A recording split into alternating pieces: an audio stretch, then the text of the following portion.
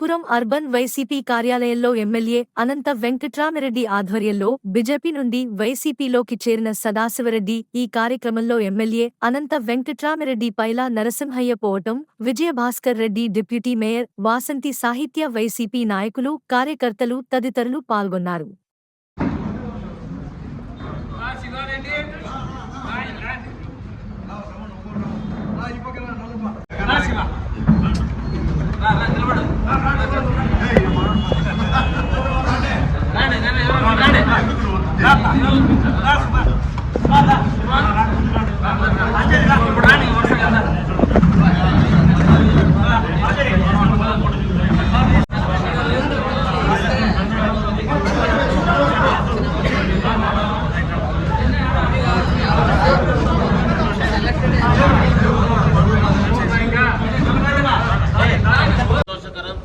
పరిణామం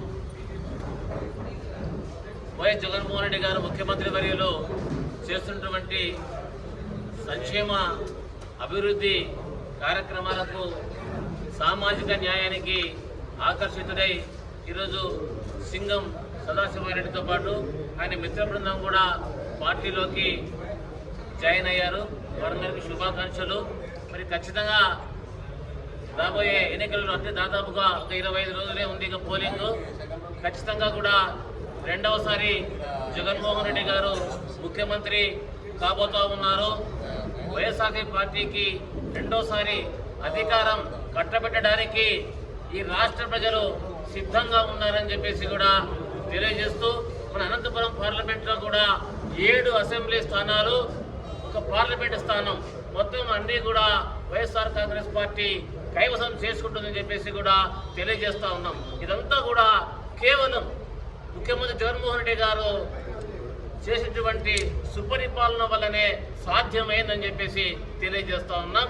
జై జగన్, జోహార్ వైఎస్ఆర్. నేను భారతీయ జనతా పార్టీలో స్టేట్ కౌన్సిల్ మెంబర్గా ఉన్నాను. భారతీయ జనతా పార్టీలో ఈరోజు ఈ పొత్తుల నిర్ణయం వల్ల పార్టీలో ఎవరైతే దశాబ్దాలుగా పనిచేస్తున్నారో వాళ్ళకందరికీ అన్యాయం చేస్తూ ఉన్నారు. ఈ కారణంగా నేను పార్టీకి రాజీనామా చేసి వైఎస్ఆర్ కాంగ్రెస్ పార్టీలో చేరడం జరిగింది. జగన్మోహన్ రెడ్డి గారు కుల మతాలకు అతీతంగా, ప్రాంతాలకు అతీతంగా, పార్టీలకు అతీతంగా ప్రజలకు సేవ చేస్తున్నారు. కాబట్టి రెండవసారి కూడా ఆంధ్ర రాష్ట్రంలో వైఎస్ఆర్ పార్టీ అధికారంలోకి రావాలని, ఆ దిశగా మేము కూడా మా వంతుగా కృషి చేస్తామని సందర్భంగా తెలియజేస్తా ఉన్నాం.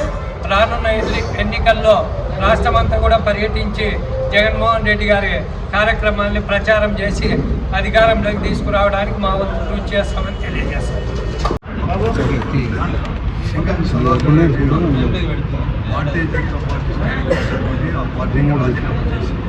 వైఎస్ఆర్ కాంగ్రెస్ పార్టీలో చేయడం చాలా సంతోషకరం. అందరూ కూడా ఆహ్వానిస్తున్నాం. ఈ రోజు నుంచి వైఎస్ఆర్ కుటుంబ సభ్యులు అడిగా ఉంటాడు. అంతేకాకుండా ఈరోజు ప్రత్యేకంగా ఈ రాష్ట్రంలో నెలకొన్న రాజకీయ పరిస్థితుల్లో అవకాశవాదాలు అనేది కూడా తీసుకొని ఎక్కడ ఎలా అంటే అలా కూడా అవకాశవాదాలు పెరిగిపోతున్నారు. అంతేకాకుండా 2014 నుంచి 19 వరకు కూడా ఈ రాష్ట్రంలో ఈరోజు ఎవరైతే పొత్తులు పెట్టుకున్నారో, కూటమి ఏర్పడ్డారో, ఆ రోజు కూడా వారు మూడు పార్టీల ఆధ్వర్యంలో కూడా ప్రభుత్వం కూడా ఏర్పడింది.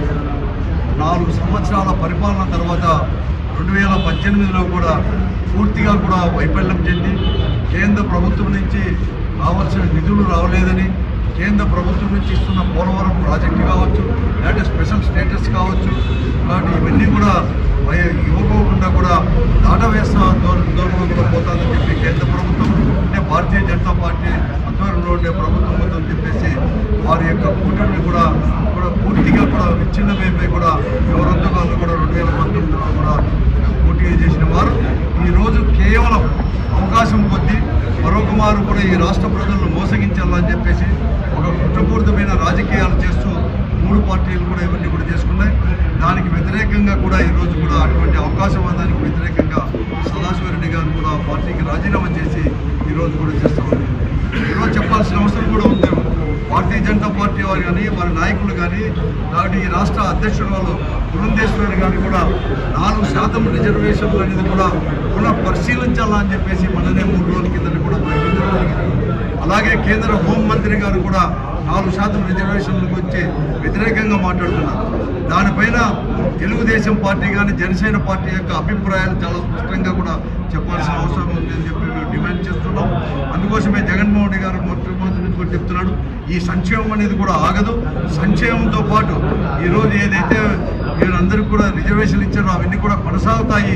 మేము మద్దతు పార్టీ అయిన భారతీయ జనతా పార్టీకి మేము వ్యతిరేకం మొదటి నుంచి కూడా అన్ని పార్టీలు కూడా అందుకోసమే ఏ పార్టీతో కూడా పొత్తు పెట్టుకోమని కూడా చెప్తా ఉన్నాడు. ఈ విషయాలన్నీ కూడా గమనించాలని చెప్పి చేస్తున్నాడు సదాశివరెడ్డి గారు. మాత్రమే కాదు, ప్రజలందరూ కూడా గమనించి కూడా ఈరోజు మొట్టమొదటి నుంచి కూడా ఈ సంక్షేమం కోసము లౌకికవాదం కోసం కట్టుబడిన వైఎస్ఆర్ కాంగ్రెస్ పార్టీకి మరొక మారు కూడా పట్టం కట్టాలని చెప్పి